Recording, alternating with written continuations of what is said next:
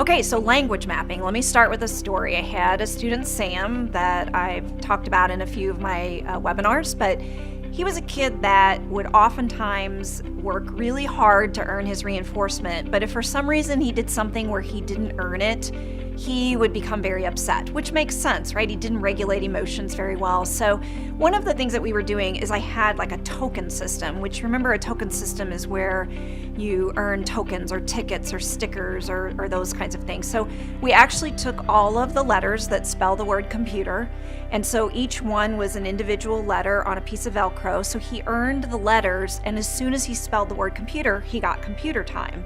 So he would work on one letter at a time. So let's say, for example, he was starting off right in the beginning of the day and he was working on earning the letter C.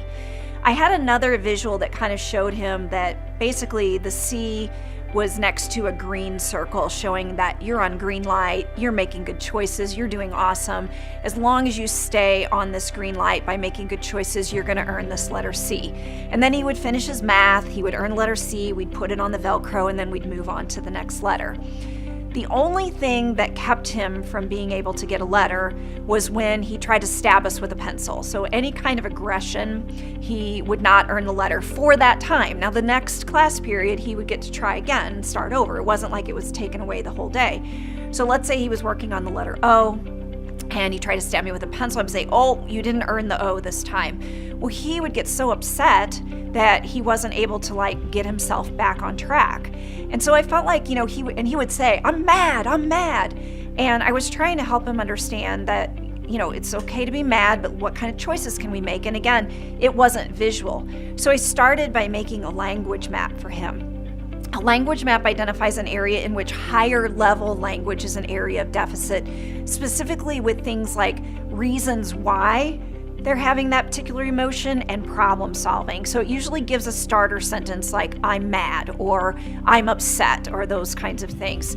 So for this map, you can see that the starter sentence starts with, I'm mad. This is similar to the one that we used with Sam. So it says, I'm mad, and then there's three choices. I don't understand this, I can't handle it today, or I lost my reward. So those are the three things that he can pick to say why. So I choose, and then these are some of the things to get some help, to go work in the resource room, to try again, and to take a break and finish later, with the last column saying, so I can get my reward.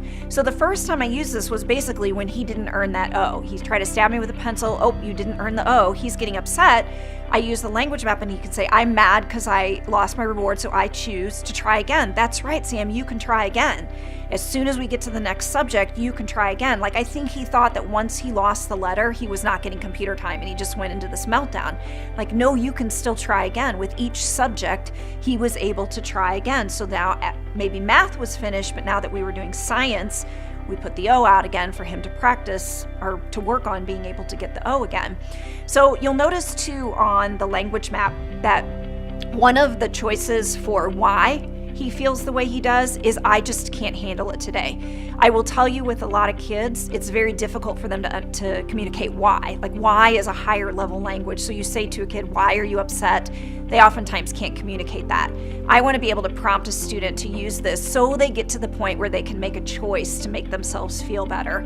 So if I'm not sure why the child is upset, I always include that on my language maps, that I just can't handle this today, because I can always go there and not have to specifically know why the behavior is happening. So I'm mad because I just can't handle it today, so I choose to get some help so I can get my free time. So anything like that will help with those higher level language skills.